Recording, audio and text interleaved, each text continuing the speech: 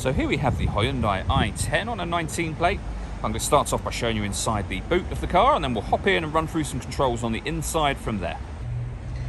As we approach the back of the car, you can see that given the size of it, we have plenty of boot space, along with that 60/40 split folding rear seat should you wish to increase this space even further.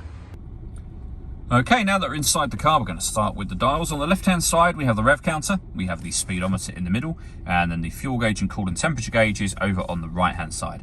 Also in the middle, you can see the total miles of the car. They're 28,238. You can change the information displayed in that section by pressing the button labeled trip on the steering wheel just here. You can also reset trip computer information from there. Above that, we have cruise control and speed limiter. We have stereo controls and phone controls over on the left-hand side. You won't be able to use the phone controls until after you've paired the phone to the car, and that is done over in the center here by hitting the phone button and then following the instructions on screen. So number 2 to add new, 1 in this case to cancel. When it comes to music in this car, we've got the radio, of course. You can see we have DAB, FM and AM radio. If you want to listen to your own music, you'd press this button. Nothing is connected at the moment, which is why it shows no media. But you can connect up an auxiliary device and a USB device. So overall, plenty of ways to listen to your music in this car, with the main volume for the stereo just here as well. Working our way down, we then have the air conditioning.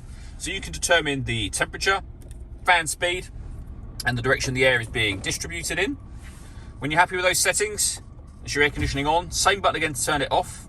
We can bring in fresh air from outside the car or recirculate the air that's in it. Recirculating the air that's in it is a great way of heating it up or cooling it down quickly, depending on the temperature you set here.